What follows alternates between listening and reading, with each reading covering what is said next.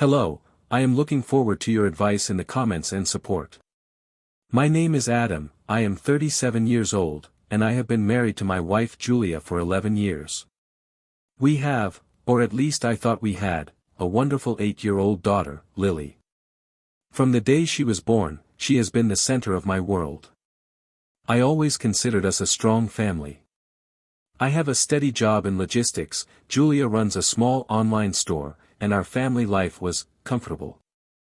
Not perfect, we had arguments, like any couple, but nothing that would make me doubt her loyalty. I loved my wife. I trusted her. And I adored my little girl more than I thought humanly possible. Looking back, I can see that the cracks began to appear several months ago. Julia started to distance herself, at first imperceptibly. Late at night, she would sit in her home office with the door closed. Her phone was glued to her hand, the screen always facing down. She made little comments about me being not very attentive or too absorbed in work. I didn't think much of it, convincing myself that it was stress from her job or just temporary difficulties. Besides, every time I looked at Lily, I saw myself. Or, so I thought. If you had asked me then, I would have sworn that my wife was faithful to me and that Lily was my flesh and blood.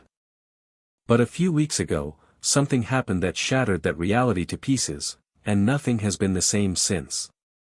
The change in Julia didn't happen like a lightning strike, it was more like a slow leak. At first, I barely noticed it, because life has a way of numbing you to small shifts. You convince yourself it's just a bad week, or that you're both tired, or that work stress will eventually ease up. But looking back now, it was all part of a pattern. It started with her phone. Julia used to leave it anywhere, on the counter, the coffee table, in the bedroom. She never cared if I saw her notifications, because we had nothing to hide. But then, slowly, the phone started living in her pocket, or clutched in her hand like it was an oxygen mask. She started putting it face down, even when we were just watching TV. And if it buzzed, she'd glance at me before checking it, like she was gauging my reaction. Then came the late nights. She'd claim she had inventory to update for her online boutique or emails to catch up on. I'd head to bed alone, and hours later, I'd hear her tiptoe into the bedroom. When I asked why she stayed up so late, she'd roll her eyes and say something like, "Unlike you, I actually work hard to keep things running." That stung, because I've always carried my share, and then some. Her mood changed, too. She used to laugh at my dumb jokes, touch my arm when we passed in the kitchen, or kiss me on the cheek just because. But that warmth started to dry up. Instead, I got sarcasm, sighs, and that look, you know the one, that says she's already somewhere else in her mind. I even noticed changes with Lily. Julia started being more possessive about their time together, almost like she was building this bubble around them that I wasn't invited into. Little things, like shutting the door when helping her with homework, or correcting me in front of her about minor stuff. It felt like she was subtly shifting Lily's allegiance away from me. The rational part of me wanted to believe it was nothing. That maybe she was just stressed, maybe we were in a rut, maybe I needed to try harder. So I did. I cooked dinner more often, planned a date night, even took a weekend off just for us. But every gesture felt like throwing stones into a black hole, no echo, no impact. Then came the moment that, at the time, I brushed off completely, but now it plays in my head like a flashing warning sign I ignored. We were sitting on the couch, and a commercial came on for a DNA testing kit, one of those ancestry services. Julia froze for half a second, just enough for me to notice, then grabbed the remote and changed the channel immediately. When I joked, "What, you hiding a secret family or something?" she didn't laugh. She just said, "Don't be stupid," in a flat voice, and went to the kitchen. I told myself it was nothing. Turns out, it was everything. The day it happened started like any other. Lily had been feeling unwell for a while, nothing major, just a stubborn fatigue and occasional fevers. Julia insisted we take her to the pediatrician, and after some tests, the doctor recommended a minor procedure. Nothing life-threatening, but it required anesthesia, so the hospital wanted to run compatibility checks for potential blood matching. Standard stuff. The nurse handed both of us forms and said they'd need cheek swabs from each parent to verify matching in case a transfusion was necessary. We didn't think twice about it. Julia even joked about hating cotton swabs. We got it done, handed over the samples, and went home. 3 days later, I got the call. It was the pediatrician's office, asking if Julia and I could come in together to discuss the results. My stomach sank a little. Why would they need both of us for something routine? We sat in the doctor's office, the sterile smell of disinfectant hanging heavy in the air. The doctor cleared her throat, her tone slow and careful. "There's no easy way to say this," she began, "but the compatibility tests, they show that Adam is not Lily's biological father." It was like someone had pressed a mute button on the world. I could see her lips moving, could hear Julia's sharp inhale beside me, but everything sounded far away, like I was underwater. "I'm sorry," the doctor continued, "this doesn't affect her medical care, we'll make the necessary arrangements, but I understand this may be unexpected news." Unexpected? The word barely scratched the surface. I turned to Julia, expecting shock, confusion, something that mirrored my own disbelief. Instead, she was pale, yes, but her eyes were darting, calculating. She wasn't devastated, she was assessing. The ride home was silent for about 5 minutes before I broke it. "Julia, is there something you need to tell me?" Her response wasn't tears. It wasn't even remorse. It was irritation. "For God's sake, Adam, don't do this here. We'll talk at home." But I already knew, whatever conversation was coming, it wasn't going to give me the closure I was hoping for. It was going to rip open something much, much worse. The second we walked through the front door, I turned to her. My voice was low, but my heart was thundering in my chest. "Who's her father, Julia?" She dropped her purse on the counter and crossed her arms like she was bracing for a fight. Wow. Straight to the melodrama. Maybe you should take a breath before you start throwing accusations. Accusations? I could feel my hands shaking. The DNA test wasn't an accusation, it was proof. "Lily isn't mine, Julia." "So whose is she?" She gave me this bitter little smirk, the one she used when she wanted to make me feel stupid. "You're still her father in every way that matters. You've raised her, loved her. What difference does biology make?" The audacity of that answer almost made me laugh. Almost. "It matters because you lied to me for 8 years. Because I've been living a life built on a lie. And because whoever her real father is, you've clearly been keeping him a secret for a reason." She rolled her eyes. "Oh, here we go with the conspiracy theories. What, you think I'm part of some grand plot? Maybe I should call Netflix and sell the movie rights."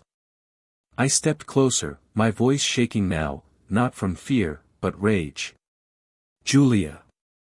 Who is he?" She hesitated, just for a split second, and I saw something flicker in her eyes. Then it was gone, replaced by that cold, dismissive glare. "It was a mistake, Adam. A one-time thing. It happened before we even got married. I didn't tell you because I knew you'd overreact, just like you're doing now." But I didn't believe her. Not for a second. The way she said it was too rehearsed, too tidy, like she'd been sitting on that excuse for years, ready to roll it out if the truth ever came knocking. And deep down, I knew, this wasn't some ancient, buried mistake. This was current. Ongoing. And I was only just scratching the surface. That night was the first time I ever truly understood what it meant to feel like the floor had been yanked out from under you. I didn't sleep. I just lay in the dark, staring at the ceiling, my mind replaying every single moment of the last 8 years, every birthday party, every bedtime story, every time Lily had called me, Dad, and now all of it felt tainted. Not because of her, never because of her, but because the woman lying beside me had built that life on a foundation of lies. I kept thinking about the way Julia had looked at me in the doctor's office. She wasn't shocked. She wasn't even scared. She was calculating. That's the part that kept me awake, knowing she'd been ready for this day, and yet never thought I'd be able to do anything about it. I tried to tell myself that maybe she'd been telling the truth, maybe it really had been a one-night stand from years ago, maybe there wasn't some big ongoing betrayal. But the more I thought about it, the more the little things from recent months started piling up in my mind like damning evidence. The constant texting late at night. The phone that was never left unattended. The late inventory checks in her boutique office. The sudden, defensive attitude when I asked about her day. The way she sometimes smelled faintly of cologne that wasn't mine. And then there was Lily. She had my mannerisms, my expressions, hell, she even made the same goofy laugh snort I did, but apparently none of my DNA. That contradiction gnawed at me. I loved her so much that the thought of stepping away from her life made my chest physically ache. But now every moment with her was haunted by the knowledge that someone else's blood ran through her veins. What kind of man was he? Did he know about her? Had he ever seen her, spoken to her, touched her hair and known she was his? And then, of course, the darker questions, was he still in Julia's life? Was he the reason she'd been pulling away from me? Had she been, balancing both of us all this time? The worst part was that every time my mind tried to rest, I'd remember her words, "You're still her father in every way that matters." It was the kind of line people say when they want you to stop asking questions. It's supposed to sound comforting, but really it's just a way to shut you up. By 4 a.m., I wasn't just hurt anymore, I was angry. Angry that she thought she could keep manipulating me. Angry that she thought she still had control. I decided that night I wouldn't confront her again without proof. I wasn't going to give her another chance to twist the narrative, to gaslight me into thinking I was paranoid. I was going to get answers, real ones, and I didn't care what kind of ugly truth I had to dig up to find them.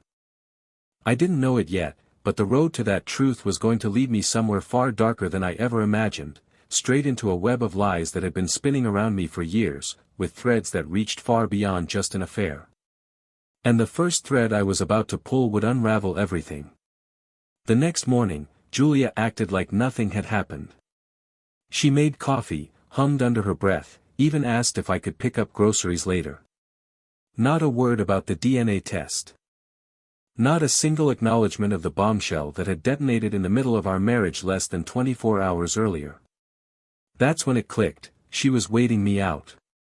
She thought if she acted normal long enough, I'd either accept her one-time mistake story or just drop it altogether to keep the peace.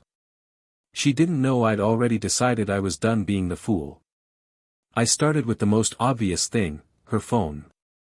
I'd tried before to see it, but Julia had a sixth sense for when I was even looking in its direction. So I had to get creative. That night, while she was in the shower, I went into the bedroom, grabbed it off her nightstand, and sat on the floor by the bed. My hands were sweating, my heart pounding like I was about to commit a felony. She had a password, of course, but she was predictable, her boutique's launch date. The screen lit up, and I started scrolling. Most of her text history had been scrubbed. Entire conversations wiped clean. But she'd slipped up in one place, her email app. There, buried under promotional junk and order confirmations, were a few threads that didn't belong, hotel reservation confirmations, all paid for under a generic-sounding business account. The dates lined up perfectly with the nights she'd claimed she was catching up on work. Even worse, there were a couple of short, cryptic emails from someone saved as L.K. "We need to be careful. He's not as clueless as you think. Can't stop thinking about last time. Soon." I didn't know who L.K. was yet, but just seeing those words made my stomach churn. From there, I went deeper. I checked our shared bank account online, looking for anything unusual. That's when I saw it, multiple withdrawals in cash, each for $500 to $1,000, always on days she'd gone shopping or visiting her mom. I also noticed a second credit card I didn't recognize, under her name only. I couldn't access the statements, but I knew they existed. By the time I heard the shower turn off, I'd already put her phone back exactly where it was. That night, lying next to her, I couldn't shake the feeling that I was sleeping beside a stranger. The woman breathing softly in the dark wasn't just my unfaithful wife, she was hiding something bigger, something organized. This wasn't clumsy cheating. This was planned. Managed. I decided I needed help, someone who could get the pieces I couldn't. So the next day, on my lunch break, I called an old college buddy who now worked in private investigations. I didn't tell him everything, just that I thought my wife was hiding an affair and I needed proof. He didn't even hesitate. Give me a week. I had no idea that in less than 7 days, I'd have the name of the man, his criminal history, and enough information to realize this wasn't just a betrayal, it was a threat. And the danger wasn't just to me. It was to Lily. 5 days later, my buddy called. His voice had that tight, careful tone I'd heard from him only once before, when he'd worked a case involving a guy who turned out to be running guns out of his own garage. "Adam. I've got your guy," he said. "You might want to sit down." The man's name was Lucas Kane, 42, a construction contractor on paper, but in reality, his business had been a front for years. He had a record for fraud, theft, and suspected ties to a small-time organized crime outfit in the next state over. My buddy said there were rumors about him being involved in black market deals, but nothing that had ever stuck in court. The kicker. Lucas had been in and out of our city for years, often during the exact stretches when Julia's online boutique had its mysterious spikes in sales. My stomach dropped when my friend read off one last detail: Lucas had a history with Julia. He'd found an old Facebook photo from before I even met her, Julia at a lake party, sitting on the edge of a dock with Lucas's arm around her waist. The caption read, "Back where we belong." And here's where it went from bad to worse. According to my friend's sources, Lucas had a child from another relationship, a girl about Lily's age. The timelines overlapped perfectly. And if the DNA test was right, and I had no reason to doubt it, that other child wasn't from another relationship at all. That was Lily. Which meant Julia had been lying for nearly a decade, not just about the affair, but about who Lily's father was, and worse, she'd been keeping Lucas involved. I asked my buddy if there was proof of current contact between them. He hesitated before answering. "Adam, he's been wiring money to a personal account under Julia's name for the past 3 years. Small amounts, but regular. And she's been sending him cash withdrawals, same days, same amounts. It's like clockwork." I felt sick. The pieces started clicking into place: the late nights, the secrecy, the sudden cash withdrawals, the guarded conversations. She wasn't just seeing him, she was working with him. And if Lucas was half as dangerous as my friend made him out to be, then Julia had been funneling money from our lives into whatever shady business he was running. This wasn't just infidelity. This was a liability. And worst of all, it meant that Lily, my Lily, had been kept in the middle of it all without my knowledge. For the first time, I wasn't just angry. I was scared. Once I knew who Lucas was, every little thing Julia did started taking on a sharper edge. It wasn't just the late nights anymore, it was the way she'd go silent the second I walked into a room, or how she'd angle her laptop screen away from me without breaking eye contact. She wasn't hiding out of guilt. She was hiding because she was confident I wouldn't be able to stop her. 3 nights after I learned the truth, Julia said she was going to help a friend move some furniture. She grabbed her purse and keys so casually it was almost insulting. I waited 10 minutes, then followed her. She drove across town to a dimly lit industrial strip, one of those places where every unit looks abandoned until you notice a single flickering light in the back. She parked next to a beat-up black truck I recognized immediately from the photos my friend had sent me. Lucas's truck. I stayed far enough back to watch them greet each other. It wasn't a hug. It wasn't even overtly romantic. It was closer to the way two business partners meet before signing off on something risky, quick, quiet, no wasted gestures.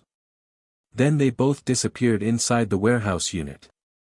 I waited almost an hour. When they came back out, Julia was carrying a small black duffel bag. Lucas took it from her, tossed it in the back of his truck, and said something that made her laugh, a real laugh, not the forced, polite one she gave me these days. Then they went their separate ways. When she came home, she didn't look flustered or guilty. She looked satisfied. Like she'd just ticked something important off her to-do list. I asked, "How was your friend's move?" without even trying to hide the sarcasm. She gave me a flat look and said, "Heavy. You wouldn't have been much help." Then she walked right past me. The next morning, I checked our bank account. Sure enough, there was a $1,000 cash withdrawal from the day before. It was official, she was laundering money for him. That night, lying in bed while she scrolled on her phone, I realized this had gone beyond betrayal.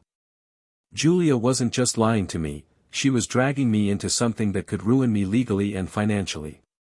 If Lucas's operation ever came under investigation, those transactions could tie me to him through our joint accounts. This wasn't just about saving my marriage anymore. This was about protecting myself, and Lily, from whatever storm was coming. And that meant I couldn't wait much longer to act. I hit my limit the night Julia came home at nearly 2 a.m., smelling faintly of cigarettes and that same musky cologne I'd caught on her before.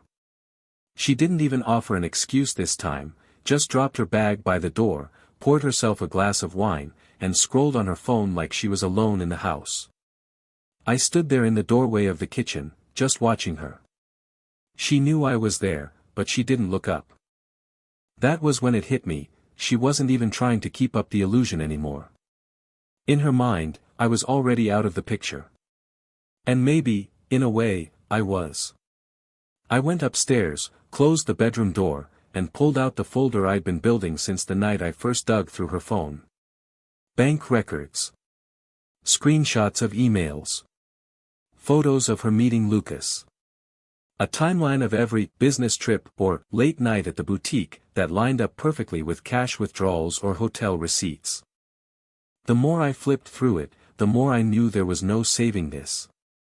She wasn't going to admit to anything, and even if she did, it wouldn't erase the danger she'd already brought into our lives. So I called my friend, the private investigator, and told him I needed one last thing, every piece of documented evidence tying Julia's transactions to Lucas's business. He promised to have it by the end of the week. In the meantime, I moved half of our savings into an account in my name only. I also started the paperwork for an emergency custody petition. It wouldn't be easy, since biologically I wasn't Lily's father, but I'd been her legal parent since birth, and there was a strong case to be made about Julia's unfitness to care for her. I also scheduled a meeting with a divorce lawyer my friend recommended, a woman known for dismantling high-conflict spouses in court. She didn't sugarcoat anything. If you stay quiet, she'll drain your accounts and disappear with that child. You need to get ahead of her. Fast. That night, I lay in bed next to Julia while she scrolled through her phone, smirking at whatever was on the screen. She thought she was untouchable. I kept my breathing steady, pretending to sleep. But in my head, I was already picturing the look on her face when she realized she'd lost control of the game she thought she was winning. And in a few days, I'd get to see that look for real. The day I pulled the trigger started like any other, quiet, tense, the air between us thick with unspoken hostility. Julia was in the kitchen making coffee when there was a knock at the door. She opened it to find a process server holding a thick envelope with her name on it. "Mrs. Carter?" "Yes." "You've been served." I'll never forget the way her smirk faltered as she glanced at the top page and realized it was a divorce petition, along with an emergency motion for temporary custody of Lily. She turned to me, eyes blazing. "What the hell is this, Adam?" It's me protecting myself, I said, my voice calm. And protecting Lily from you and Lucas. Her face went pale at his name. That told me everything I needed to know. She hadn't thought I'd ever find out about him, much less gather the kind of proof I now had neatly organized in my lawyer's hands. She tried to recover, slamming the papers on the counter. You think you can just take my daughter away from me?